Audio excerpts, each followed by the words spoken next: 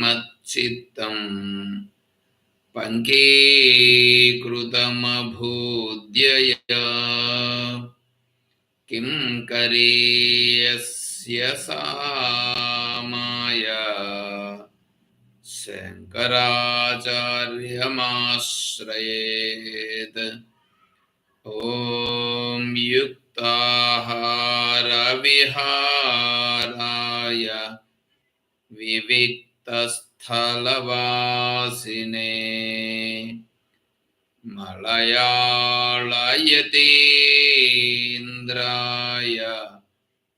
బ్రహ్మనిష్ఠాయ తే నమః.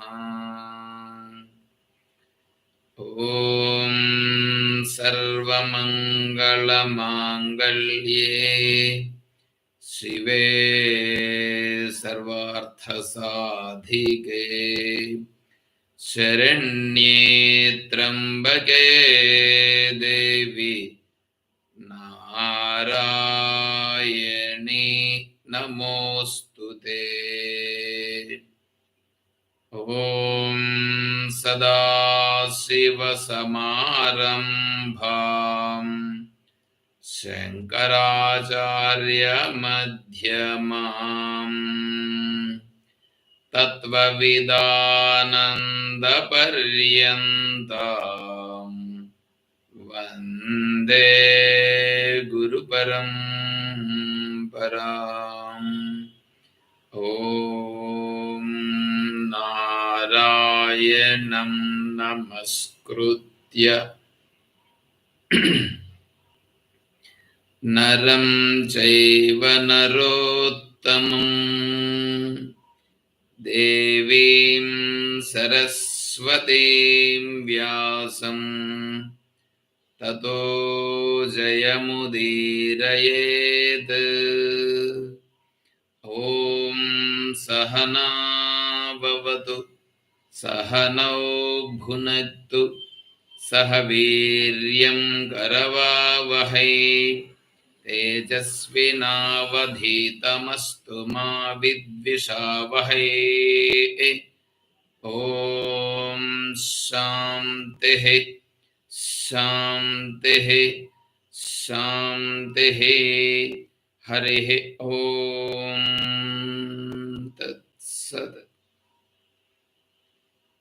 పూజ్య గురుదేవులు తత్వవిదానంద సరస్వతి స్వాముల వారి దివ్య చరణారవిందములకు ప్రణమిల్లుతూ పరిపూర్ణ పరబ్రహ్మస్వరూపులకు ప్రియాత్మ బంధువులారా, ఓం శ్రీ గురుభ్యో నమః. శ్రీమద్ భగవద్గీత మనం 13వ అధ్యాయం విచారం చేసుకుంటున్నాం. జ్ఞాన లక్షణములు. జ్ఞాన లక్షణములు జ్ఞానము, ఆత్మజ్ఞానము ఆత్మజ్ఞాన లక్షణములు రెండు ఒకటే, వేరువేరు కాదు. అంటే జ్ఞాన లక్షణములు ఉంటే జ్ఞానం కలిగినట్లే. ఆ జ్ఞాన లక్షణములు అనేటువంటివి సహజత్వ స్థితిలో ఉండుట అనేటువంటి దాన్ని సూచిస్తాయి. అందుకని ఏ జ్ఞాన లక్షణములు అయితే ఉన్నాయో ఆ జ్ఞాన లక్షణములను మనం కలిగి ఉండుట.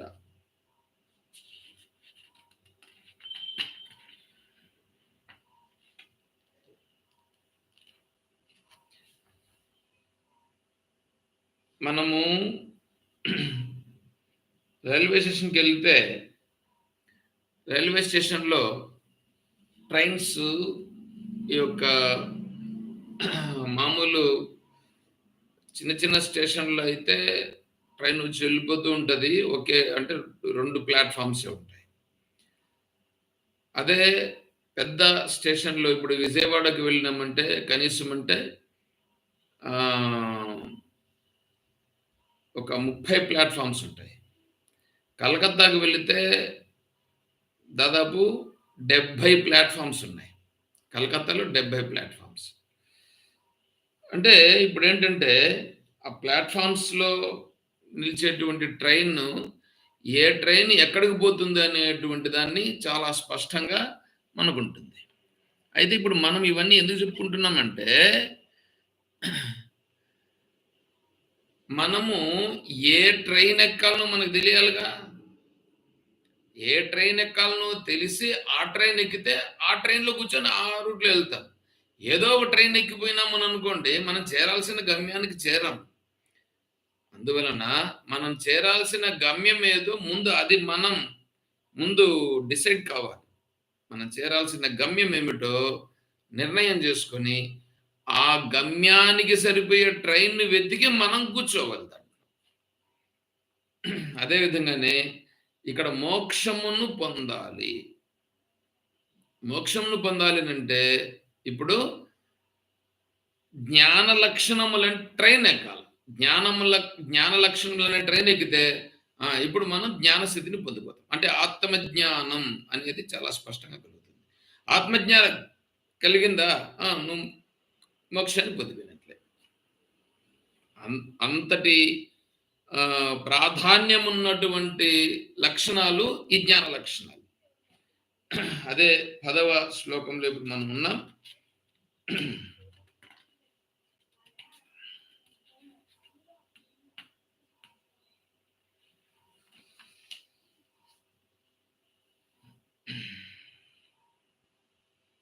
మయి చానన్యయోగేన భక్తి అవ్యభిచారిణి వివిక్త దేశ సేవిత్వం అరతిర్జన సంసదీ.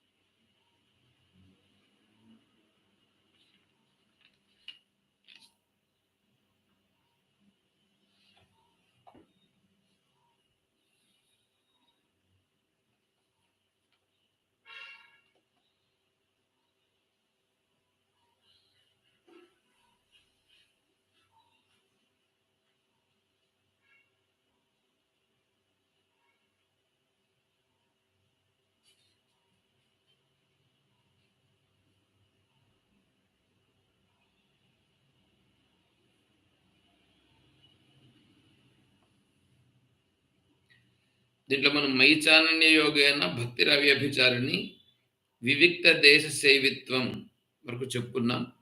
అరతి జన సంసతి. అరతి జన సంసతి. జన సంసర్గములో ఉండుట అనేటువంటి దాని నుంచి అరతి. అరతి అంటే మనము వివిక్త దేశ సేవిత్వం, వివిక్త దేశములో ఉండుట, వివిక్త దేశంలో ఉండాల.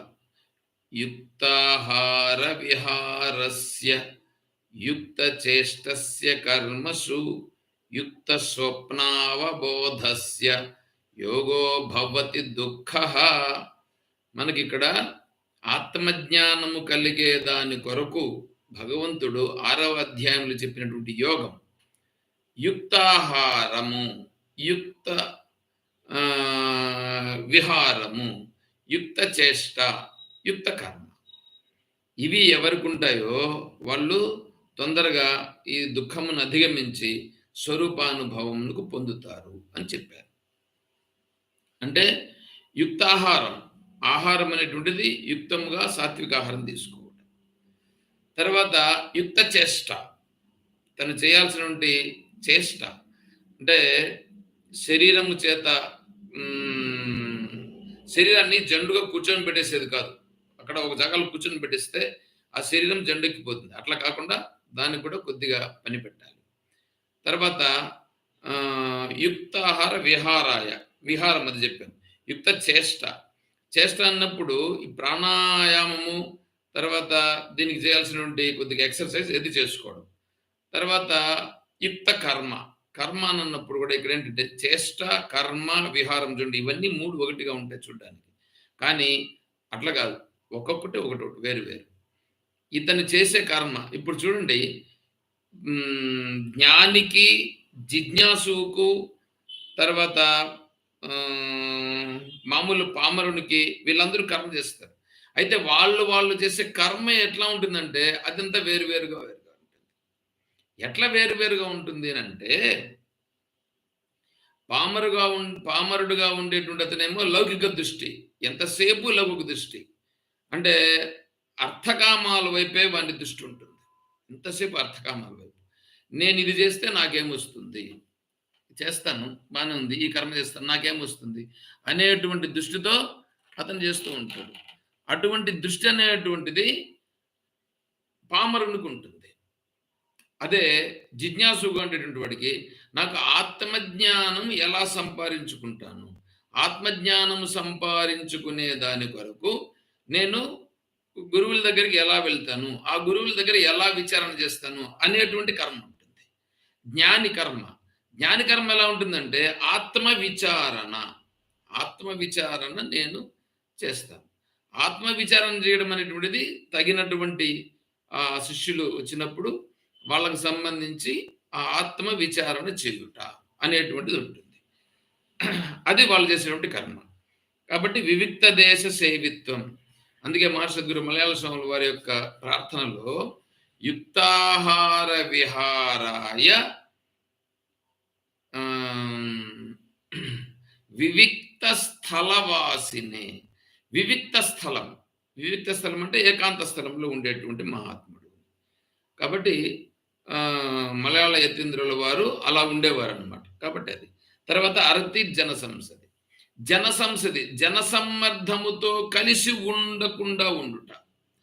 జనసమ్మర్ధముతో కలిసినారు అని అనుకోండి. ఒకవేళ జనసమ్మర్ధముతో కలిస్తే ఏమవుతుందంటే వాళ్ళ భావాలన్నింటినీ తెచ్చి తన నెత్తినేసేస్తారు.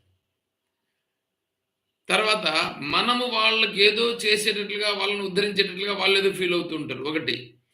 రెండవది ఏంటంటే వాళ్ళ భావాలన్నీ మన నెత్తిన రుద్దుతారు. వాళ్ళకి ఏంటేంటో ఉంటాయి. అవన్నీ తీసుకొచ్చి మనతో చెప్తా ఉంటారు. పోనీ అదేమైనా పనికొచ్చే అంశమా? అదేమైనా అంటే అది పనికిరాని అంశం. ఆ పనికిరాని అంశాన్ని మనతో చెప్పుకుంటూ మనతో వ్యవహారాలు చేస్తూ ఇలా పెరుగుతూ ఉంటారు. కాబట్టి అరతి జనసంసది. అయితే ఒకే ఒక సంఘం ఉండాలి. ఏ సంఘం అంటే సత్సంగం ఉండాలి. సత్సంగం తప్ప మిగతా వేరే ఏ సంఘము ఉండకూడదు. ఇప్పుడు జిజ్ఞాసుగా ఉన్నాడు. జిజ్ఞాసుగా ఉండేటువంటి అతను సత్సంగం అనేటువంటి దాంట్లోనే ఉండాలి. అతని సర్వకాల సర్వ అవస్థల యందు కూడా సత్సంగం దానికి సంబంధించే ప్రయత్నం అనేది ఉండాల్సి ఉంటుంది. అలా ప్రయత్నం ఉంటే అప్పుడు అతను ముందుకు వచ్చేస్తాడు. జ్ఞాని ఇంక ఎలాగో సత్సంగం తప్ప ఇంక అతనికి వేరే ఉండదు. అందుకే ఇక్కడ అంటున్నాడు అరతి అరమణం జనసంసది జనానాం ప్రాకృతానాం సంస్కార శూన్యానాం అజ్ఞానులైనట్టు సంస్కారము లేనట్టు వినయము లేని జనుల యొక్క సమావేశం. వినయము లేని జనుల యొక్క సమావేశం అంటే ఇక్కడ మనం ఎవరితో అయితే సత్సంబంధాన్ని కొనసాగిస్తున్నామో ఆ సత్సంబంధం అనేటువంటిది ఎలా ఉండాలంటే ఆత్మ విచారణకు దోహదము చేసేటట్లుగా ఉండాలి. ఆత్మ విచారణకు దోహదం చేసేటువంటి సంఘం ఉండాలి. ఇక్కడ ఒక విషయం ఏంటంటే ఏమంటే కొద్దిగా మీరు బాగా గమనించాల్సి ఉంటుంది. లోకంలో ఫ్రెండ్షిప్ అనేటువంటిది ఉంటుందండి. లోకంలో ఫ్రెండ్షిప్ ఉంటుంది. ఈ ఫ్రెండ్షిప్ అనేటువంటిది తను కావాల్సింది వాళ్ళు చేస్తారు, వాళ్ళు కావాల్సింది తనకు చేస్తారు. ఇది పరస్పర అండర్స్టాండింగ్ పైన పోతూ ఉంటుంది. ఈ అండర్స్టాండింగ్ ఎంతవరకు పోతుందంటే వాళ్ళను మాట్లాడకుండా మనం ఉండలేం, మనల్ని మాట్లాడలేకుండా వాళ్ళు ఉండలేరు. అంత స్థితికి పోతుంది ఫ్రెండ్షిప్. అయితే ఈ ఫ్రెండ్షిప్ లౌకికం కదా. లౌకికంగా ఉన్న కారణం చేత ఏమవుతుందంటే ఇది ప్రొలాంగ్ కాదు. లౌకిక విషయములలో ఫ్రెండ్షిప్ ఉన్న కారణం చేత ఖచ్చితంగా మధ్యలో ఎక్కడో ఒక జాగాలో ఇద్దరికి మధ్యలో అపార్థాలు రావడం జరిగి తీరుతుంది. ఎక్కడో ఎప్పుడో ఒక రోజు వస్తుంది. ఆ వచ్చిన చిన్నదాన్ని అడ్జస్ట్ చేసుకోవడం అనేటువంటిది చేసుకోలేకపోగా తర్వాత పరస్పర శత్రువుల వల్ల అయిపోయే పరిస్థితి వస్తుంది. ఇది లోకంలో ఉండేటువంటి ప్రతి ఒక్కరికి ఇది జరుగుతుంది, జరిగి తీరుతుంది. ఇది లోకంలో ఉండేటువంటి వాళ్ళతో కలిగినటువంటి సంబంధం. అది జనసంసది, వాళ్ళు ఫ్రెండ్షిప్ ఉంటారు కదా. ఈ ఫ్రెండ్షిప్ అనేటువంటిది లౌకికంగా ఉన్న కారణం చేత వీళ్ళు అనుకుంటారు నా ఫ్రెండ్షిప్ అంటే ఇంత, ఇది నాకు వీళ్ళకంటే ఇంక మించిది లేదు అని ఉంటారు. కరెక్టే, అంత బాగా కూడా ఉంటారు కూడా. కానీ ఖచ్చితంగా మధ్యలో ఇద్దరికి గ్యాప్ వచ్చి తీరుతుంది. అదే సత్సంగమైతే, సత్సంగం నిజమైన సత్సంగమైతే గ్యాప్లు వచ్చే ప్రశ్నే లేదు. గ్యాప్లు వచ్చే ప్రశ్నే లేదు. ఇద్దరికి మధ్యలో అండర్స్టాండింగ్ లేకుండా పోయే ప్రశ్నే లేదు. ఖచ్చితంగా ఇక్కడ ఇక్కడ సత్సంగం అనేటప్పుడు ఏంటంటే మనలో ఉండే దోషములను విడిచిపెట్టుటయే, ఇతరులలో ఉండే దోషములను చూడకుండుటయే. ఇతరులలో దోషం ఉంది, ఆ దోషాన్ని మనం చూడం. ఇతరులలో ఉండే దోషమును చూడం. ఇతరులలో ఉండేటువంటి ఏ గుణము గొప్ప గుణం ఉందో దాన్నే చూస్తాం, కానీ వాళ్ళలో ఉండేటువంటి లోపములను చూడం. లోపములు ఉన్నప్పటికీ దాన్ని వారగబెట్టి వాళ్ళలో ఉన్నటువంటి గొప్పతనమునే పైకి తీసుకొచ్చి దానిని చూసి దాంతో ముందుకెళ్ళగలుగుతాం. అది సత్సంగం యొక్క గొప్పతనం. ఎందుకంటే మనలో ఉండేటువంటి దోషములన్నింటినీ తొలగించేస్తుంది. దోషములను తొలగించేసి మనలో ఒక ప్యూర్ మైండ్ అంటే శుద్ధ అంతఃకరణ శుద్ధత్వమును తీసుకొచ్చుట. మన శత్రువు ఎదురుగా వచ్చి నిలబడినా సరే ఆ శత్రువులో ఉండేటువంటి మంచితనమునే, ఆ శత్రువులో ఉండేటువంటి దాన్ని ఏమనాలి, అతనిలో ఉన్నటువంటి సాధు స్వభావాన్ని పైకి చూడటం. సాధు స్వభావాన్ని చూసి అతనిలో ఉండేటువంటి మంచితనంలో, అతనిలో ఉండేటువంటి గొప్పతనము, అతనిలో ఉన్నటువంటి పరులకు సహాయం చేసేటువంటి స్వభావము, వీటిని చూస్తుంది. వీటిని చూస్తూ ఉంటుంది. ఎవరు? అతను తన శత్రువు అయినా సరే శత్రువులో కూడా నీకు దాన్ని గుర్తించగలిగేటువంటి స్థితి ఉంటుంది. అందువలన ఈ సత్సంగం అనేటువంటిది మనుషులను, అంతఃకరణములను పరిశుద్ధం చేసి పారేస్తుంది. కాబట్టి ఇక్కడ అటువంటి గ్యాప్స్ వచ్చే ప్రశ్నే లేదు. అలా గ్యాప్ ఒకవేళ వచ్చిందంటే, ఒకవేళ ఇద్దరి మధ్యలో ఘర్షణలు ఏవైనా వచ్చినాయంటే వాళ్ళు నిజమైనటువంటి సత్సంగములోని సభ్యులు కాదు. సత్సంగం వాళ్ళకు పట్టలేదు అని అర్థం. కాబట్టి సత్సంగం అంటే ఏంటంటే మనలో ఉండేటువంటి దోషములను తొలగించుటయే. ఇక్కడ ఇంకొకటి, గురువు శిష్యుడు. ఈ గురు శిష్య సంబంధం అనేది ఉంది చూడండి. గురువు శిష్యుడు ఇది కూడా ఏమంటే ఈ శిష్యులను తను కొంతమందిని తన దగ్గరికి పోగు చేసుకొని, ఇప్పుడుండేటువంటి టెక్నాలజీలో ఏమైపోయిందంటే వీళ్ళందరికి సంబంధించి ఒక గ్రూప్ లాగా వాట్సాప్లో గ్రూప్స్ మెయింటైన్ చేసి వాళ్ళందరికీ మెసేజ్ పాస్ ఆన్ చేయడం, వాళ్ళు అక్కడ ఏం జరుగుతుంది ఇదన్నీ కూడా చేయడం అనేటువంటిది జరుగుతూ ఉంది. కానీ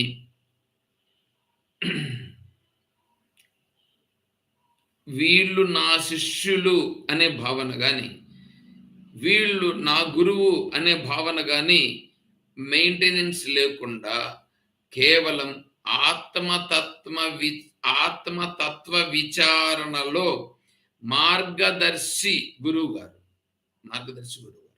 గురువు గారు శిష్యుని కూడా అతను వచ్చి అడిగినప్పుడే చెప్తాడు. అతను అడగకపోతే చెప్పడు. ఊరికే నువ్వు రా నేను చెప్తాను అన్నట్లుగా చెప్పడు. తర్వాత గురువును ఆశ్రయించి తను తెలుసుకోవాలి. తర్వాత ఈ గురువు పైన శిష్యుడు ఆధారపడటం అనేది ఉండకూడదు. ఎందుకంటే కొన్ని సాంప్రదాయాల్లో ఏమున్నాయంటే గురువు పైలోకానికి వెళ్ళడానికి కూడా గురువు రికమెండేషన్ కావాల్సి ఉంటుంది. కొన్ని సాంప్రదాయాల్లో ఇది ఉన్నది, ఈ పద్ధతి. అట్లంతా ఏమీ లేదు. శాస్త్రం ప్రకారం అట్లేం లేదు. గురువు గారు దారి చూపిస్తారు. గురువు గారు మ్యాప్ లాగా దారి చూపిస్తారే గాని గురువు గారు ఖచ్చితంగా ఇతను ఈ స్థితికి వచ్చినాడా లేదా అని చూసేది ఏముండదు.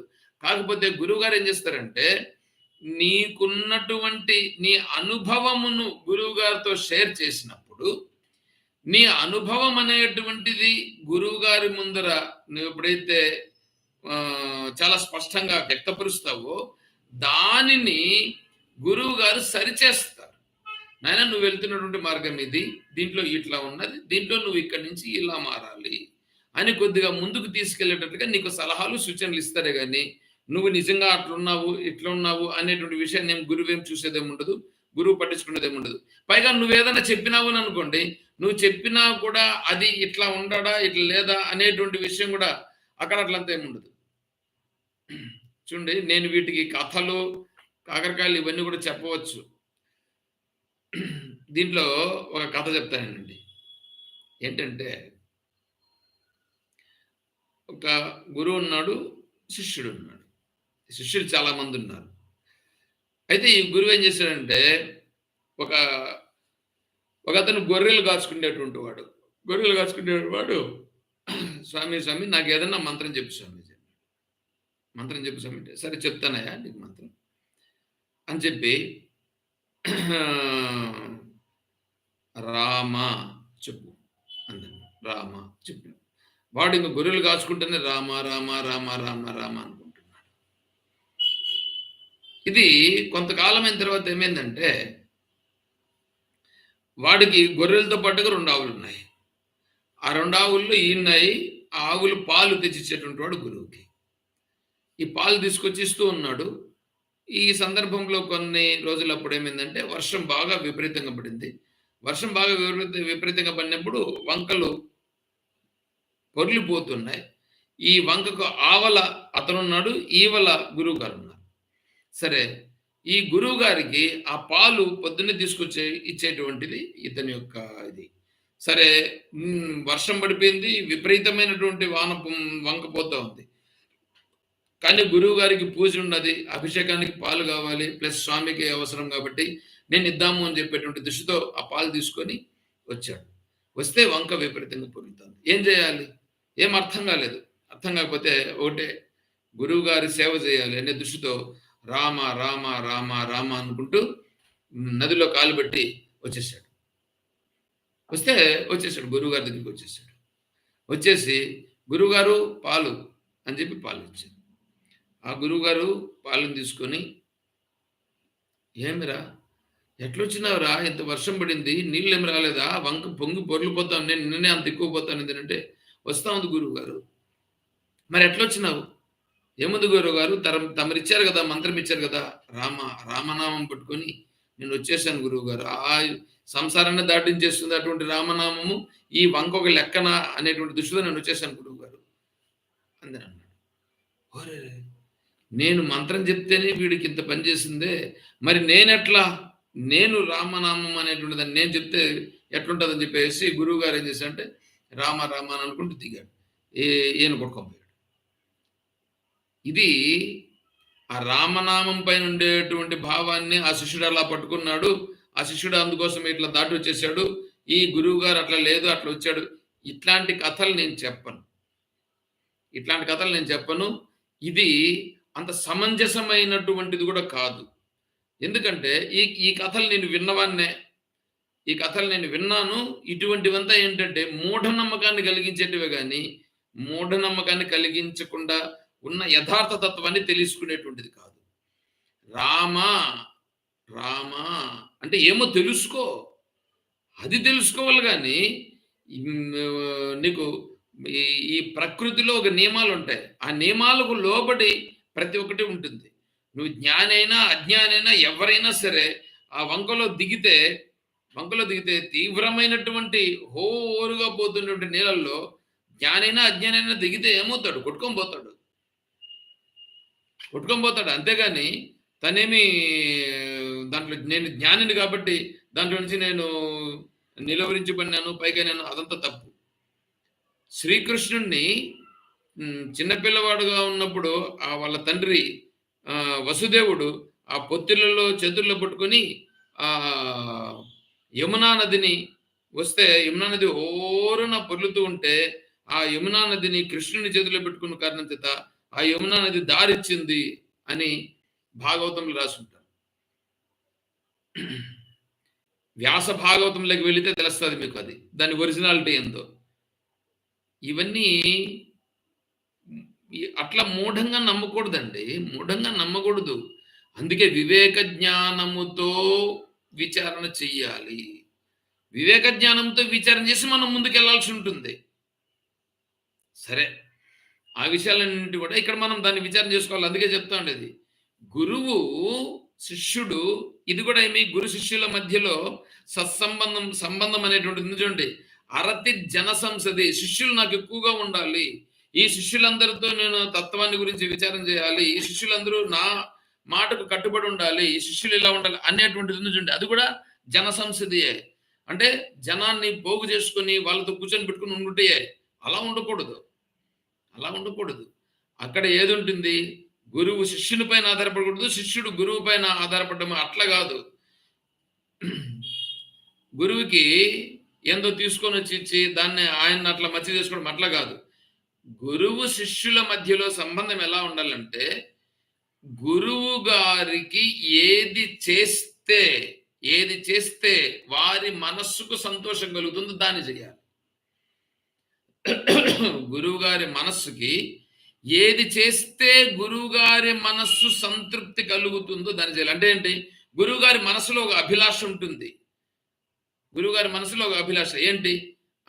ఇప్పుడు లోకంలో ఉన్నటువంటి వాళ్ళందరికీ మనం ఏ విధంగా ఆధ్యాత్మిక విషయములను ప్రబోధము చేయాలి, అలా ప్రబోధం చేయాలంటే ఏ విధంగా చేస్తే బాగుంటుంది అనే ఆలోచన ఉంటుంది. ఆ ఆలోచనను పసిగట్టి వారు భావాన్ని అనుసరించి మనం చేస్తే అది గురువు గారికి ప్రీతిపాత్రం అవుతుంది, అది ప్రీతిపాత్రం అవుతుంది. అంతేకాకుండా ఆ గురువు గారు ఒక విధంగా చేస్తామని అనుకుంటా ఉంటే దానికి అడ్డంకిగా వచ్చినారని అనుకోండి, అప్పుడు ఆ గురువు గారి యొక్క తత్వాన్ని వీళ్ళు సక్రంగా అర్థం చేసుకున్న వాళ్ళు కాదు. పైగా గురువు గారి యొక్క సాంగత్యంలో ఉండి ఆ గురువు గారి గొప్పతనమును కూడా తెలుసుకోలేకపోయినా అనుకోండి, అది కూడా అనేక జన్మల పుణ్య సంస్కారాన్ని అనుసరించి అటువంటి సాంగత్యం లభిస్తుంది. అటువంటి సాంగత్యాన్ని కూడా మనం పొందలేకపోతే మనం కోల్పోయినట్లవుతుంది. తర్వాత గురువు గారు ఏదైతే సంకల్పిస్తారో దానికి చేయాలి. ఒకవేళ గురువు గారు సంకల్పించిందని మనం గుర్తించలేకపోతే గురువు గారు చెప్పిన తర్వాతనే చేయాలి. గురువు గారు చెప్పితే కూడా ఒకవేళ చేయలేదని అనుకోండి, దానికి మనం ఏం చేయలేం. అటువంటి జన సాంగత్యం అనేటువంటిది ఉండకూడదు. అందుకే చెప్తున్నారు ఇప్పుడు ఇక్కడ చూడండి,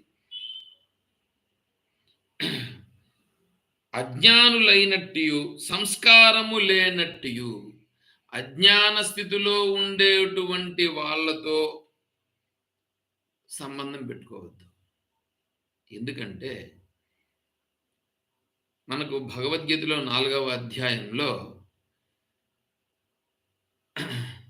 అజ్ఞశ్చ అశ్రద్ధదానశ్చ సంశయాత్మా వినశ్యతి నాయం లోకోస్తి నపరో నసుఖం సంశయాత్మనః. అజ్ఞాని, అశ్రద్ధ కలిగిన వాడు, సంశయము కలిగిన వాడు, ఈ ముగ్గురు ఉంటారు చూడండి. ఈ ముగ్గురు ఏమవుతారంటే వాడు ఆత్మతత్వాన్ని తెలుసుకోలేడు. అజ్ఞానిగా ఉండేవాడు వాడికి తెలియదు, అసలు ఆత్మస్వరూపం అనేది తెలియదు. కాబట్టి వాడు ఎట్లాగూ బాగుపడ్డు ఒకటి. ఇంకొకటి అశ్రద్ధదానుడు. అశ్రద్ధ అంటే వాడికి శ్రద్ధ లేదు, అయితే వాడు ఏదో విన్నాడు, ఏదో కొద్దిగా విన్నాడు, విని పట్టుకున్నాడు, కానీ శ్రద్ధ లేదు, కానీ చేసినాడా స్పష్టంగా బాగా ఉండగలుగుతాడు. వాడు అలా ఉండట్లేదు. తర్వాత సంశయాత్మ ఇంకోటేంటంటే వాడు వింటాడు. వాడు విపరీతమైన వీడి బుద్ధిని శాస్త్రం పైన ఉపయోగించి అది కరెక్ట్ ఉన్నా కదా, ఇది ఇట్లా ఉన్నా కదా, అది అట్లా ఉన్నా కదా, ఇట్లాంటివంతా పనికిరాదు. దీనికి విద్యాప్రకాశ్ అనంతగిరి వారి యొక్క కథ ఒకటి. ఒక మ్యాథమెటిషియన్ అంటే ఒక మ్యాథమెటిక్స్‌లో ఒక సైంటిస్ట్. ఆయన ఒక యాత్ర చేస్తున్నాడు. చేస్తూ ఉంటే కొద్దిగా పలహారం ఒక క్యారియర్‌లో కట్టుకొని పోతూ ఉన్నాడు. మార్గమధ్యంలో ఒక అడవిలో పోవాల్సొచ్చింది. అడవిలో వెళ్లారు. వెళ్తే మార్గమధ్యంలోకి పోయేటప్పటికి అలసిపోయాడు. అలసిపోతే సరే ఇక్కడ ఒక ప్రదేశంలో మంచి ఒక పెద్ద చెట్టు, మర్రి చెట్టు. ఆ మర్రి చెట్టు కిందల పక్కలోనే ఒక బావి, నీళ్లు బాగున్నాయి. సరే టైం కూడా అయ్యింది. ఆకలవుతోంది. దీన్ని దించి నీళ్ళల్లో బాగా కడుక్కొని, బాగా శుభ్రంగా నీళ్ళు తాగి వచ్చి కూర్చొని భోజనం చేసి కొంచెం చూశాడు. భోజనం చేసి అంతా అయింది. కూర్చున్నాడు. కూర్చుంటేనే హాయిగా నిద్ర వస్తుంటే పడుకున్నాడు. పడుకుంటే పక్కలో చూస్తే ఒక చిన్న గుమ్మడి తీగ ఉంది. బాగా పారి ఉంది. గుమ్మడి తీగకు బాగా పెద్ద కాయంత కాయ ఉంటుంది. గుమ్మడికాయలు బాగా పెద్దగా ఉంటాయిగా, పెద్దగా ఉంది. ఈ యొక్క మర్రి చెట్టు చూస్తే పెద్ద చెట్టు, విపరీతమైన ఊడలన్నీ దిగుంటాయి. దాని కాయలు చూస్తే చిన్న చిన్న కాయలు, అంతంత ఉండే కాయలు. ఈయన మ్యాథమెటిక్స్ దీంట్లో ప్రొఫెసర్ కదా, ఈయన అంటున్నాడు చి ఈ భగవంతునికి అసలు లెక్కలు తెలియదు. ఎందుకు? ఇది చూడండి, ఇంత చెట్టుకి ఎంత ఉండాలి కాయ? ఈ గుమ్మడి తీగ ఎంత ఉంది? గుమ్మడి తీగ అబ్బా అమ్మ అంటే ఒక 2 బార్లు ఉంది. కాయ ఎంత ఉంది? ఇంత పెద్ద చెట్టుకి యాజ్ పర్ లాస్ ప్రకారం అయితే ఎంత కాయలు ఉండాలి? చిచిచి, ఈ దేవునికి బుర్ర లేదు, ఏమీ లేదు. బుర్ర లేకుండా దాన్ని ఇంత కాయలు పెట్టాడు. ఏం దేవుడో ఏందో, ఈ మ్యాథమెటిక్స్ ఇవన్నీ కూడా ఏం ఆయనకు లాస్ అంతా కూడా తెలియకుండా ఉండదు అని అనుకున్నాడు. సరే అనుకొని అలా కొద్దిసేపు పడుకొని ఉండగానే హాయిగా నిద్ర వచ్చింది. నిద్ర వచ్చి పడుకున్నాడు. నిద్రపోయినాడు. నిద్రపోతే దీంట్లో సడన్‌గా ఏమైందంటే ఒక పైనుంచి ఒక మర్రి కాయ పైనుంచి అతని నెత్తిన కరెక్ట్‌గా ఈ నొసన పడింది పడుకొని ఉంటే.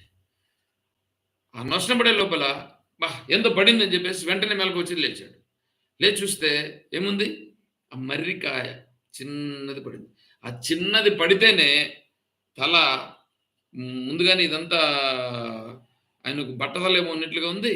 ఈడ పడే లోపల అబ్బబ్బబ్బా! తల ఇదైపోయింది. పైనుంచి ఆ చిన్న కాయ పడే లోపలనే. లేచి అబ్బబ్బబ్బా! ఏం ఇది పడిందని చూస్తే ఆ మర్రికాయ. వెంటనే చూసి అనుకున్నాడు, దేవుడు చాలా గొప్ప జ్ఞానవంతుడు. ఎందుకంటే ఈ చిన్న కాయ పడితేనే నా తల కైలాసానికి చేరినట్లు అయ్యిందే. అదే ఒకవేళ నేను అనుకున్నట్లు నా మ్యాథమెటిక్స్ లెక్కల ప్రకారంగా ఈ గుమ్మడికాయకు ఉన్నట్లుగా, గుమ్మడికాయ ఇంత కాయగానే ఉన్నట్లుగా ఈ చెట్టుకు కూడా ఒకవేళ ఇంత కాయగానే ఉండింటే, అది కన్నా పైనుంచి పడింటే నా తల ఇప్పటికే పగిలిపోయి ఉండేది. కాబట్టి దేవుడే నిజమైనటువంటి మ్యాథమెటిషియన్ అని చెప్పి అనుకున్నాను. ఎందుకంటే మన బుద్ధిని ఉపయోగించి మనం చేసే పరిస్థితులు ఉంటాయి ఇక్కడ. ఇట్లాంటి మహాప్రబుద్ధులు చాలా మంది ఉన్నారు ఇక్కడ. శాస్త్ర విషయాలను కూడా తీసుకొని, శాస్త్ర విషయంలో ఎందుకు ఇట్లా చెప్పినాడు, అట్లెందుకు చేశాడు, ఇది తర్కం ఉంటది. ఈ తర్కం అనేటువంటిది శాస్త్రానికి విరుద్ధం కాకుండా తర్కం చేయాలి గాని, శాస్త్రానికి సరిపోయేటట్లుగా తర్కం ఉండాలి. కానీ వీడేం చేస్తాడు, శాస్త్రానికి విరుద్ధంగా తర్కం చేస్తాడు. శాస్త్రానికి విరుద్ధంగా తర్కం చేయడం ఎట్లానంటే, ఒక తండ్రి ఉన్నాడు, కొడుకు ఉన్నాడు. తండ్రి కొడుకులు వీడెట్లంటే, తండ్రి ఏదో ఉద్యోగం చేస్తున్నాడు. ఈ కొడుకు కాలేజీకి పోవడం, రావడం, ఇంట్లో కూర్చోవడం, ఆ కాలేజీకి కూడా ఎప్పుడో ఒకసారి పోవడం, రావడం ఇట్లా ఉంటుంది. సరే ఏమిరా కాలేజీకి పోయి చదువుకోవాలి కదరా, బాగా చదువుకోవాలి కదరా అన్నాడు. చదువుకోవాలా? చదువుకుంటే ఏమొస్తుంది అన్నాడు. చదువుకుంటే ఏమొస్తుందిరా, మంచి డిగ్రీ వస్తుంది, సర్టిఫికేట్ వస్తుంది. డిగ్రీ సర్టిఫికేట్ వస్తే ఏమవుతుంది అన్నాడు. సర్టిఫికేట్ వస్తే ఏమవుతుంది, మంచి ఉద్యోగం వస్తుందిరా అన్నాడు. ఉద్యోగం వస్తే ఏమవుతుంది, ఉద్యోగం వస్తే మంచి పిల్లను చూసి పెళ్లి చేసుకోవచ్చు. ఆ పిల్లని పెళ్లి చేసుకుంటే హాయిగా ఒక ఇల్లు తీసుకొని ఇంట్లో కాపురం ఉండొచ్చు.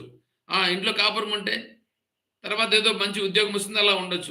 వస్తే అంత పిల్లల్ని అందరిని కని బాగా ఉండొచ్చు. ఉంటే కాలు మీద కాలేసుకొని బ్రహ్మాండంగా తింటూ ఉండొచ్చురా. వీడన్నాడు నేనిప్పుడు చేస్తున్న పని అదే అన్నాడు. నేను చేస్తున్న పనేమో ఇప్పుడు కాలు మీద కాలేసుకొని నేనిప్పుడు తింటా ఉండను అన్నాడు. ఇది ఎట్లుందండి? వీ వీ వీడు వీడేమన్నా ఆర్జించినాడా? వేరే వాని సొత్తు పైన ఆధారపడి దానితో వీడిప్పుడు తింటూ ఉన్నాడు. ఇది కాలు మీద కాలేసుకొని తినడమా? తండ్రి గారు చెప్తాండే మాటల యొక్క అర్థం ఏమిటి? ఆ అర్థాన్ని ఏమన్నా వీడు తీసుకుంటున్నాడా? అలా అర్థం తీసుకోకుండా పనికిరానట్లుగా దాన్ని తీసుకొని పెడార్థాలతో తీసుకుంటుంటాడు. అట్లాగా శాస్త్రాన్ని కూడా పెడార్థంతో తీసుకొని సంశయాత్ముడుగా ఉంటాడు ఒకడు. ఈ ముగ్గురున్నారు చూడండి. అజ్ఞుడు, అశ్రద్ధదానుడు, సంశయాత్మ ముగ్గురు. ఈ ముగ్గురు శాస్త్రాన్ని పట్టుకోలేరు. శాస్త్రాన్ని పట్టుకోలేరు, ఉన్న విషయంగా చాలా స్పష్టంగా తెలుసుకోలేరు, ముందుకు వెళ్ళలేరు. ఆ కారణం చేత ముగ్గురు కూడా నాశనం అవుతారు. ముగ్గురు నాశనం అవుతారు. అయితే దాంట్లో అజ్ఞానిగా ఉన్నటువంటి వాడు ఈ రోజు కాకపోయినా రేపైనా తెలుసుకొని వాడు మారేదానికి అవకాశం ఉంది. అశ్రద్ధ కలిగిన వాడు కూడా ఈ రోజు కాకపోయినా రేపైనా శ్రద్ధ కలిగి వాడు మారేదానికి అవకాశం ఉంది. సంశయాత్ముడుగా ఉన్నాడే, ఈ సంశయాత్ముడుగా ఉండేవాడు చాలా కన్నింగ్ ఫెలోస్ వీళ్ళు. ఇట్లాంటి సంశయాత్ములతో మనం అస్సలు జరగకూడదు. నాకు ఒక అతను ఉన్నాడు ఈడ. ఎట్లాంటి వాడంటే నిజంగానే అబ్బా! అట్లాంటి సంశయాత్ముడు నిజంగానే చాలా వాళ్ళ మొగం చూస్తే నాకు అసలు చెప్పేదానికి కూడా బుద్ధి పుట్టదండి. అట్లాంటి మహానుభావులు ఉన్నారు కొంతమంది. సరే మనకు అవంతా వద్దు. మనం వాళ్ళని పట్టించుకోకూడదు. వాళ్ళని పట్టించుకున్నామని అనుకోండి మిగతా వాళ్ళు ఉంటారుగా, మిగతా వాళ్ళని చూసుకొని మనం చేసుకోవాలే గాని, వాళ్ళని చూసుకొని మనం గన పట్టుకొని కూర్చున్నామని అనుకోండి, మనం మన మన మార్గం కూడా చెడిపోతుంది. నాది కూడా డైవర్ట్ అయిపోతుంది. అందుకని నేనేం చేస్తానంటే చిన్నగా అక్కడ ఏ విధంగా తప్పుకొని చెప్పుకోవాలనో అనేటువంటి దృష్టిలో ఇప్పుడు దాన్ని కూడా నేను నేర్చుకుంటున్నా. ఇదంతా అనుభవం అనేటువంటిది ఒకప్పుడు విధానం వేరే. ఇప్పుడు నాకు కలుగుతున్నటువంటి ఈ అనుభవాలు అనేటువంటివి చాలా చాలా చాలా గొప్పగా ఉంటుంది. కాబట్టి ఏంటంటే ఈ సంశయాత్ములతో మాత్రం చేరొద్దు. సంశయాత్ములతో చేరొద్దు. అజ్ఞాని, అశ్రద్ధ కలిగిన ఉంటారు చూడండి, వాళ్ళతో కూడా పెద్దగా టచ్ మీ నాట్ లాగా ఉండాలి. Touch me not. అయితే ఒకటి శ్రద్ధావాన్ లభతే జ్ఞానం తత్పర సంయతేంద్రియ జ్ఞానం లబ్ధ్వా పరాం శాంతిం అచిరేణాధిగచ్చతి. శ్రద్ధావాన్ లభతే జ్ఞానం. శ్రద్ధ కలిగిన వాడికి జ్ఞానం కలిగి తీరుతుంది. అందువలన ఈ శ్రద్ధ కలిగిన వాళ్ళతో మనం సాంగత్యం కలిగి ఉండాలి. ఎందుకంటే సాధకుడుగా ఉండేటువంటి వాడు శ్రద్ధ కలిగిన వాళ్ళతో కలిసి ఉంటే వాడేమవుతాడంటే వాడికి కలిగినటువంటి సందేహాలను వీడితో చర్చిస్తాడు, వీడికి కలిగిన సందేహాలను వాడితో చర్చిస్తాడు. ఇలా చర్చించుకుంటే దానివల్ల ఏమవుతుందంటే పరస్పర ఆ విషయం వాడికి తెలిసిందాన్ని వీడికి తెలిసిందాన్ని వాడిని చర్చించుకొని ఆ విషయంలో ఉండేటువంటి గొప్పతనం వీళ్ళు గ్రహించే పరిస్థితి ఉంటుంది. తర్వాత వీళ్ళ అనుభవం వాళ్ళ అనుభవం కొద్దిగా షేర్ చేసుకుంటారు. ఓహో అది అట్లా ఇది ఇట్లా అని ఇద్దరికి దాంట్లో ఇంకొద్దిగా బాగా పెరుగుతుంది. తర్వాత ఇద్దరు కలిసి గురువు గారితో మాట్లాడే కారణం చేత ఆ గురువు గారి దగ్గర నుంచి ఇంకా బాగా విషయాన్ని లోతుగా తెలుసుకునే పరిస్థితి ఉంటుంది. అందువలన ఇట్లాంటి వాళ్ళతో మనం సాంగత్యం కలిగి ఉండాలి. అంతేగాని వినయము లేని వాళ్ళతో స్పష్టంగా చెప్తున్నారు చూడండి, ఇక్కడ ఆచార్యుల వారు ఎంత స్పష్టంగా చెప్తున్నారు. వినయము లేని వాళ్ళతో అజ్ఞానం లేనటువంటి వాళ్ళతో దూరంగా ఉండాలి. వాళ్ళు వచ్చి అడిగితే వాళ్ళకి చెప్పాలి. తర్వాత సంస్కారం లేనటువంటి వాళ్ళు ఏమండి మసాలాలు ఉండేటివి వద్దు అని చెప్పానండి. ఏంటంటే ఉప్పు, కారము, పులుపు కట్వాంల లవణ త్యుష్ణ తీక్ష్ణ రూక్ష్ణ విదాహిన ఆహార రాజసశ్రేష్ఠ దుఃఖశోకామయ ప్రదాహ అని చెప్పానండి. ఇట్లాంటివి వద్దు తినకూడదు అంటే ఇట్లాంటి పదార్థాలనే చేసుకొని వచ్చారండి దేవునికి నైవేద్యం. ఏం మాట్లాడాలి? దేవునికి కూడా ఈ నైవేద్యం చేసుకొని వచ్చిన దాంట్లో విపరీతమైనటువంటి వేసుకొని వచ్చారు. ఏం మాట్లాడాలి?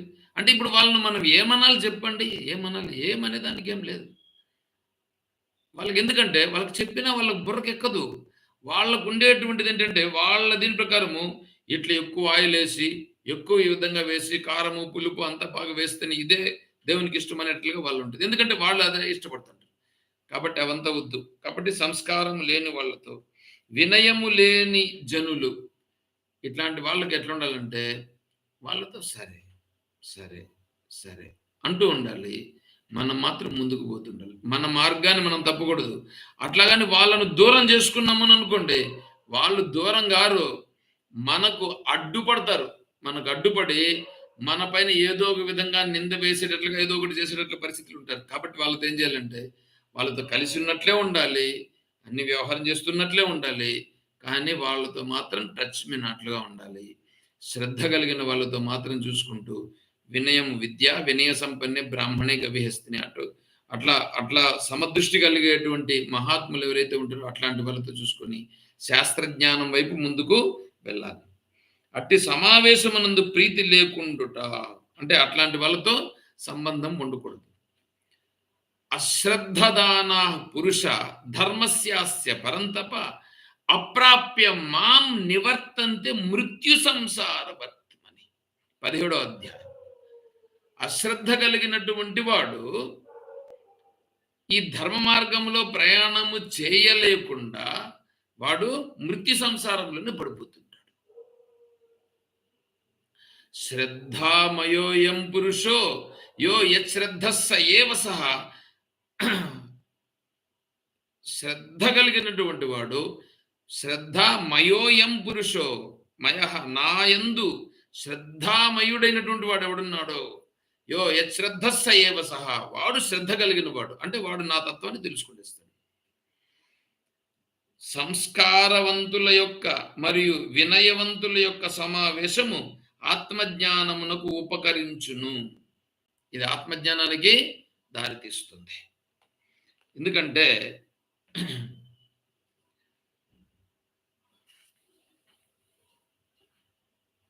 ఈ సంస్కారవంతులు ఏమవుతారంటే దాన్ని ఒక ఏమనుకోవద్దండి, గుణమైన ఎక్కువగా ఉండాలి, లేదా కులమైన ఎక్కువగా ఉండాలి అనేటువంటిది తెలుగులో ఒక సామెత ఒకటి ఉండదండి.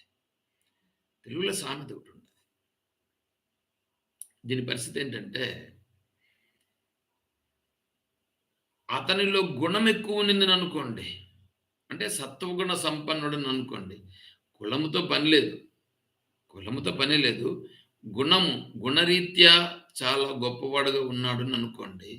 అట్లాంటి వాళ్ళతో మనం సాంగత్యం చేస్తే ఆ గుణములు మనకు కూడా ఆదర్శనీయంగా ఉండి మనం కూడా ముందుకు పోయేదానికి అవకాశం ఉంటుంది. ఒక్కొక్క సందర్భంలో ఏమవుతుందంటే మనకు చిరాకు కలుగో ఏదో ఒకటి కలుగో ఏదన్నా విసిగించుకోనో ఏదో ఒకటి చేశామని అనుకోండి, వాళ్ళు వాళ్ళు ముందుగానే వాళ్ళు రజోగుణ సమృద్ధి కలిగిన వాళ్ళు ఉన్నారని అనుకోండి, రజోగుణం బాగా అభివృద్ధి చెందిన వాళ్ళని అనుకోండి, వాళ్ళు ఏం చేస్తారు, వాళ్ళు కూడా మనల్ని కూడా వెంటనే వాళ్ళు కూడా విసుక్కుంటారు. అట్లా కాకుండా కొద్దిగా ప్రాధాన్యం కలిగినటువంటి కొద్దిగా ఉత్కృష్టమైనటువంటి స్థాయిలో ఉండే వాళ్ళని అనుకోండి, వాళ్ళు కూడా కొద్దిగా ఆలోచనిస్తారు. అరే మనం వీరితో ఏదో తెలియక అంటున్నాడు, ఏదో పొరపడినట్లుగా ఉన్నాడు, ఎందుకు ఈయన అట్లా అంటున్నాడు మనం తెలుసుకుందామని కొద్దిగా ఓపికగా ఉండడం అనేటువంటిది వస్తుంది. అందువలన మనం చేసేటువంటి సాంగత్యం అట్లాంటి వాళ్ళతో చేయగలగాల్సి వస్తుంది. అట్లాంటి వాళ్ళతో నిరంతరం ఉండాలి అని చెప్తున్నాడు ఆచార్యులు. కనుక అట్టి సమావేశం నందు ప్రీతి నిషేధించబడుట లేదు. కావున అజ్ఞానులైన జనుల సమావేశం నందు ప్రీతి లేకుండా ఆత్మజ్ఞానం కొరకు ఉద్దేశించబడినది కనుక అది జ్ఞానం అనబడును. కాబట్టి ఇట్లాంటి వాళ్ళతో మనం సాంగత్యం కలిగి ఉండాలి. పైగా సత్సంగత్వే నిస్సంగత్వం, నిస్సంగత్వే నిర్మోహత్వం, నిర్మోహత్వే నిశ్చలతత్వం, నిశ్చలతత్వే జీవన్ముక్తి. చాలా ముఖ్యమైన విషయం ఏంటంటే భార్య భర్తలు ఇద్దరు ఉన్నారు కదా, ఈ భార్యాభర్తలే ఇద్దరు సత్సాంగత్యం జరిగిందని అనుకోండి, ఇద్దరు సత్పురుషులు అయ్యారని అనుకోండి, ఇంక వాళ్ళ వాళ్ళ గృహస్థ జీవనం ఇంక చెప్పాల్సిన పని లేదు. అదే స్వర్గలోకం. ఆ గృహస్థ జీవనమే స్వర్గలోకం. వాళ్ళు ఇంక అక్కడే స్వర్గాన్ని అనుభవిస్తారు. ఎందుకంటే భర్త సత్పురుషుడే, భార్య సత్పురుషులే. ఇట్లాంటి సత్పురుషులుగా ఉండేటువంటి వాళ్ళు భార్యాభర్తలుగా ఈ ముందుకు వెళ్ళడం అనేటువంటిది, అట్లాంటి వాళ్ళకు చేతులెత్తి దండం పెట్టొచ్చు. ఎవరైనా సరే. ఎందుకంటే అటువంటి గృహస్థాశ్రమం అనేటువంటిది ఆదర్శప్రాయమైనటువంటిది. అందుకని భార్యాభర్తలుగా ఉండేటువంటి వాళ్ళు అంతటి సత్సాంగత్యము కలిగి ఉండి అట్లాంటి సన్మార్గంలో ప్రయాణం చేయాలి. అందుకోసమనే వాళ్ళిద్దరిని కలిపారన్నమాట. ఎందుకంటే పరిపక్వమైనటువంటి మనస్సు లేదు. పరిపక్వమైనటువంటి మనస్సు లేదు కాబట్టే లోక వ్యవహారంలోకి వచ్చారు. ఈ లోక వ్యవహారంలో ఉంటూ పరిపక్వమైనటువంటి మనస్సును సంపాదించుకొని మనం ముందుకు వెళ్ళాల్సి వస్తుంది శాస్త్రజ్ఞానంలోకి. అలా శాస్త్రజ్ఞానంలో మనం ముందుకు వెళ్ళాలనంటే భార్యకు భర్త సహకరించాలి, భర్తకు భార్య సహకరించాలి. అట్లా సహకరించాలి సహకరిస్తే ఇప్పుడు చూడండి, వాడికి అర్థకామాలను అనుభవించాలనే దృష్టితోనే వివాహం చేసుకున్నాడు. భార్య కూడా అలాగే అర్థకామాలను అనుభవించాలనే దృష్టితోనే వివాహం చేసుకున్నది. కానీ ఇప్పుడు ఇక్కడ ఏంటి, వాళ్ళిద్దరూ వాటిని అనుభవిస్తూ సన్మార్గంలో ప్రయాణం చేయాలి. అలా సన్మార్గంలో ప్రయాణం చేశారని అనుకోండి, ఇప్పుడు నాకు ఇంకా వేరే వాళ్ళతో ఈ భార్య వేరే పురుషునితో మాట్లాడాల్సిన అవసరం లేదు. ఈ భర్త వేరే స్త్రీతో మాట్లాడాల్సిన అవసరం లేదు. ఎందుకంటే తనకు కావాల్సినటువంటి ప్రేమ, ఆప్యాయత ఏ విధంగా సన్మార్గంలో ముందుకెళ్లాలా అనేటువంటి దాన్ని భార్య అందిస్తూ ఉంది భర్తకి. అదేవిధంగా భార్యకు కావాల్సినటువంటి ప్రేమను, ఆప్యాయతను, ఆయనకి ఏమేమి కావాలనో దాన్ని పంచుకునే దానికి భర్త తనకున్నాడు. ఇంకా దీనికంటే ఇంక మించింది ఇంకేం కావాలి? ఇంక వేరే పురుషునితో మాట్లాడాల్సిన అవసరం ఏముండదు చెప్పండి. అదేవిధంగా భర్త కూడా వేరే స్త్రీతో మాట్లాడాలనే భావన ఎందుకు కలుగుతుంది చెప్పండి? అంతటి పరమ పవిత్రమైనటువంటి భావనతో ఉంటూ గృహస్థాశ్రమాన్ని ముందుకు తీసుకెళ్తే అటువంటి గృహస్థాశ్రమంలో ఉన్నటువంటి ఇద్దరు తొందరగా వాళ్ళు ఆత్మజ్ఞానాన్ని పొంది ముందుకు వెళ్ళిపోయేటువంటి అవకాశం ఉంటుంది. కాబట్టి ఆదర్శ గృహస్థులు కావాలి. ఆదర్శ గృహస్థులు కావాలి. అట్లాంటి గృహస్థులు ఎవరైనా ఉంటే వాళ్ళందరికీ కూడా నమస్కారం చేసుకోవాలి. అంతటి పరమ పవిత్రమైనటువంటిది. ఎందుకంటే భగవంతుని తత్వం అట్లాంటి వాళ్ళ దగ్గర నుండినే మనకు రావడం లభిస్తుంది. అట్లాంటి వాళ్ళు కలిగే సంతానం స్వప్నస్థానస్థైషవుకారో ద్వితీయ మాత్ర ఉత్కర్షతి హవై జ్ఞాన సంతతిం సమానస్య భవతి నాస్యాత్ బ్రహ్మవిత్కులే భవతి. మాండుక్య ఉపనిషత్తులో చెప్తున్నారు, స్వప్నస్థానస్థైషవుకారో ద్వితీయ మాత్ర ఉత్కర్షతి హవై జ్ఞాన సంతతిం. వాళ్ళ వంశంలో జ్ఞానము కలిగిన వాళ్ళే జన్మిస్తారు. జ్ఞానము లేనటువంటి వాళ్ళు ఆ వంశంలో జన్మించరు. జ్ఞానము లేని వాళ్ళే జన్మించరు. అంటే అటువంటి వంశం అంతటి పరమ పవిత్రమైనటువంటి వంశం అయిపోతుంది. చూడండి ఎంతటి గొప్ప ఆదర్శమైనటువంటి స్థితి వచ్చేస్తుంది. అంటే లోకానికి ఆదర్శమయ్యేటువంటి సత్సంతానాన్ని ఇచ్చేటువంటి పరిస్థితి వస్తుంది. కాబట్టి అంతటి గొప్ప స్థితి. కాబట్టి అరతిర్జన సంసద అంటే జనులతో సాంగత్యం కలిగి ఉండటనంటే అంతటి సాంగత్యం భార్యాభర్తల మధ్యలో ఉండి పరస్పర సహకారంతో కలిసి ముందుకు వెళ్ళగలగడం అనేది దీనికంటే మించిన సాంగత్యం ఇంకొకటి లేదు. అట్లా ఉండాల్సి వస్తుంది. అది ఇలా ఉంటే తొందరగా జ్ఞాన మార్గంలో మనం ప్రయాణం చేయడం జరుగుతుంది. అక్కడికి మనం 10వ శ్లోకమును పూర్తి చేసుకున్న వాళ్ళం అవుతాం.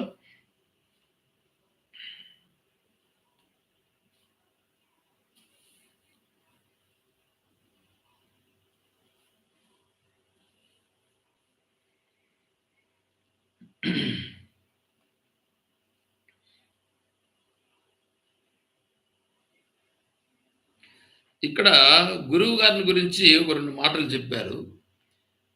గురువు గారు అనేటువంటి వారు ఎలా ఉండాలి అంటే మనం గురువు గారితో కలిసి వ్యవహారం చేస్తాం కదా! అందుకని ఫస్ట్ గురువుగారు ఏం చెప్పాలంటే, స్వేచ్ఛ, ఫ్రీడమ్, ఫ్రీడమ్, ఫ్రీడమ్ అనేటువంటిది కావాలండి. ఏమండి మీకు స్వేచ్ఛ. నేను స్వేచ్ఛగానే ఉన్నానండి. నేను భారతదేశంలో ఉన్నాను. నాకు వాక్ స్వాతంత్రం ఉంది. ఇంక మిగిలిన అన్ని స్వాతంత్రాలుండాయి అనంటే, ఆ స్వేచ్ఛ కాదండి. మాట్లాడే స్వేచ్ఛ, నువ్వు తిరిగే స్వేచ్ఛ, నువ్వు తినే స్వేచ్ఛ అది కాదు ఇక్కడ మాట్లాడుతా ఉండేది. స్వేచ్ఛ, స్వేచ్ఛగా ఉండుట. ఇప్పుడు చూసుకో. నువ్వు మానసికంగా స్వేచ్ఛగా ఉన్నావా? మానసికంగా స్వేచ్ఛగా ఉన్నావు. దేనికో ఒక దానికి బౌండ్ అయి ఉన్నావా లేదా?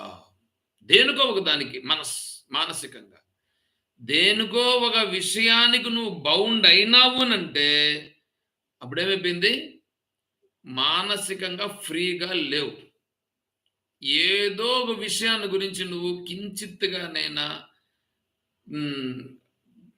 బాధపడుతూ ఉండే పరిస్థితి ఉంది. కాబట్టి అటువంటిది కాదు. మనస్సు కంటే అతీతమైనటువంటి స్థితిలో ఉన్నప్పుడే నువ్వు నిజమైనటువంటి ఫ్రీడమ్ కలిగిన వాడు, నిజమైనటువంటి స్వేచ్ఛ కలిగిన వాడు. అటువంటి నిజమైనటువంటి స్వేచ్ఛను పొందగలిగేటట్లుగా నీకు మార్గదర్శనము చేయగలిగేటువంటి మహాత్ముడు ఎవరున్నారో అటువంటి మహాత్ముని ఆశ్రయించాలి. అటువంటి మహాత్ముడు నాకు ఆదర్శప్రాయుడు. అటువంటి మహాత్మునితో నేను ముందుకు వెళ్ళాలి. ఎందుకంటే యది దాచరిత శ్రేష్ఠ స్తతదేవేతరో జన సయత్ ప్రమాణం కురితే లోకస్తదరు వర్తతే. ఆ మహాత్ముడు అటువంటి మార్గంలో నడిచినాడు. రామచంద్రుల వారు ధర్మ మార్గంలో ప్రయాణం చేసినారు కాబట్టి నేను కూడా ధర్మ మార్గంలో ప్రయాణం చేస్తామని రాముని ఆదర్శ పురుషునిగా స్వీకరిస్తున్నాను. అదే విధంగా మనం కూడా ఇక్కడ ఏంటంటే ఆ గురువు గారిని కూడా అటువంటి నిజమైనటువంటి స్వేచ్ఛ తత్వంలో తను ఉన్నాడు కాబట్టి నేను కూడా అటువంటి మహాత్ముని ఆశ్రయిస్తున్నాను. తర్వాత ఈ స్వేచ్ఛ అనేటువంటిది ఎట్లా లభిస్తుంది నాకు అంటే ఆ నిజమైనటువంటి దాన్ని ఏమనాలి, ఏమి జరుగుతూ ఉన్నా ఎలా ఉండినా నిర్వికారంగా ఉండగలుగుతూ శాంతిగా ఉండగలుగుతూ అలా ఉండగలుగుట అనేటువంటిది నువ్వు కర్మ నుంచినో ఉపాసన నుంచినో ఏమైనా జరగగలుగుతుందా అంటే కర్మ ఉపాసన నుంచి నీకు ఇది జరగదు. కేవలం నీ స్వరూపానుభవములో ఉండుట నుంచినే జరుగుతుంది. నీ స్వరూప స్థితిలో నువ్వు ఉండగా, నీ సహజత్వ స్థితిలో నువ్వు ఉండగా, నీ సహజత్వ స్థితిలో ఉండగా ఈ మనస్సు, ఇంద్రియాలు, బుద్ధి, చిత్తము, శరీరము ఇవన్నీ ఏమేమి జరుగుతూ ఉన్నా కూడా నువ్వు శాంతిగా ఉండగలవు. అది ఒక్క నీ స్వరూప స్థితిలో మాత్రమే కుదురుతుంది కానీ మిగతా ఇంకా దేనిలో కానీ కుదరదు. ఎందుకంటే కర్మలో చేసినప్పుడు కర్మ నుంచి వచ్చినటువంటిది దానికి ఉత్పత్తి, ప్రాప్తి, సంస్కారం, వికార్యం, వినాశనం ఈ 5 పంచలక్షణాలతో కర్మ కూడి ఉంటుంది కాబట్టి ఆ కర్మ నుంచి నీకు శాంతి లభించుట జరగదు.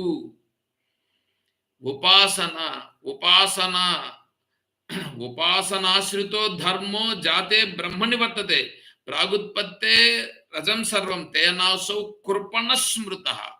ఉపాసన ఎవడైతే ఆత్మస్వరూపాన్ని తప్ప ఇంకా మిగిలిన దాన్ని దేన్నైతే వీడు ఆశ్రయిస్తున్నాడో, ఉపాసనాశ్రితో ధర్మో జాతే బ్రహ్మని వర్తతే, వీడు ఉపాసన చేస్తున్నాడు, తను కాకుండా వేరే దాన్ని దేన్ని ఉపాసన చేస్తున్నాడు. ప్రాగుత్పత్తే రజం సర్వం తేనాసౌ కృపణ, వీడు కృపణుడు అని చెప్తా ఉంది మాండుక్య కారిక. పరమాత్మ గౌడపదాచార్య స్వామి చెప్తున్నారు. కాబట్టి కృపణుడు కావద్దు. నువ్వు ఉపాసనలో ఎంతవరకు ఉన్నావో అది కృపణత్వానికి దారితీస్తుంది. కృపణుడు కావద్దు.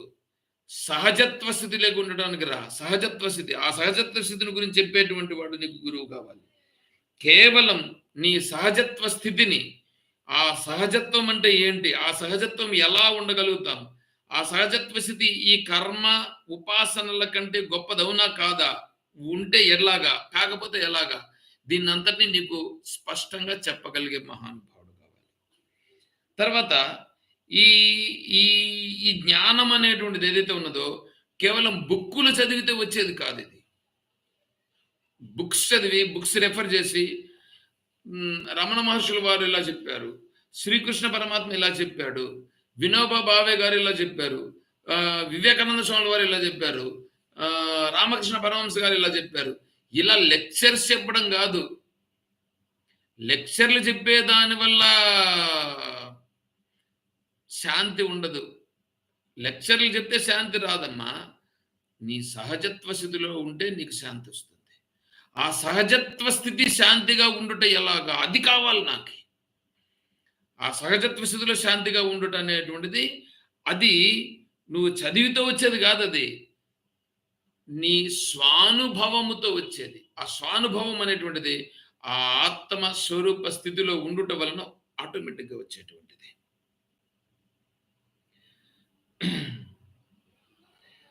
నెక్స్ట్, ఎవరినంటే వాళ్ళని గుడ్డిగా ప్రొసీడ్ కావద్దు. గుడ్డిగా ప్రొసీడ్ కావద్దు. వివేకానంద స్వాముల వారు ఎంతో మందిని ఆశ్రయించినారు.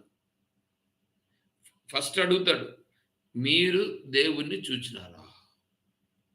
లేదప్ప. మరి నువ్వే చూడలేదు, నాకేం చూపిస్తావు? రామకృష్ణ పరమహంస గారి దగ్గరికి వచ్చారు. చూస్తే ఆయన పిచ్చివాళ్ళలాగా ఉన్నాడు. ఆయన చదువుకున్నాడు లేదో మనకు అక్కర్లేదు. రామకృష్ణ వివేకానంద స్వామి వారు, నరేంద్రుల వారు చూశారు. ఈ రామకృష్ణ పరమహంస గారు, వివేకానంద స్వామి వారు ఏదో ఒక భజన కీర్తన అంటే ఒక కీర్తన పాడాడు అమ్మవారి పైన కీర్తన పాడేటప్పటికే రామకృష్ణ పరమహంస గారు తన్మయులైపోయి, నాయనా ఇన్నాళ్ళు ఎక్కడున్నావయ్యా అంటూ ఆయన పోయి కౌగులించుకున్నాడు. ఏంది నా ఏడు ఇట్లా పిచ్చోడుగా ఉన్నాడు, ఇట్లాంటి పిచ్చోని దగ్గరికి నన్ను తీసుకొచ్చారు వీళ్ళు అని చెప్పేసి ఆయన అంతా అనుకున్నాడు. సరే, మళ్ళా మరుసటి, కానీ ఎందుకో ఆయన స్పర్శ, ఆయన యొక్క ప్రభావం, ఆయన కళ్ళల్లో, ఆ ముఖంలో కనిపించినటువంటి ఆ దివ్యమైన ప్రభావం మళ్ళా నరేంద్రుల వారి దగ్గరికి వెళ్ళాలన్నట్టుగా చేసింది. సరే వెళ్ళాడు. 3 రోజుల తర్వాత వెళ్ళాడు. ఏనాయనా, ఏం నరేన్, ఎందుకు రాలేదయ్యా నువ్వు రాలేకపోతే నేను ఉండగలనా అని అన్నాడు. సరే, అదంతా వరగబెట్టండి. నేను ఇక్కడికి వస్తా ఉండేది భగవంతుణ్ణి తెలుసుకునేదానికి, భగవంతుని తత్వం తెలుసుకునేదానికి వస్తున్నాను. నువ్వు నాకు భగవంతుని చూపించాలంటే ముందు నీకు భగవంతుని గురించి తెలుసుకున్నావా? నీకు భగవంతుని చూసినావా నువ్వు అని అడిగాడు.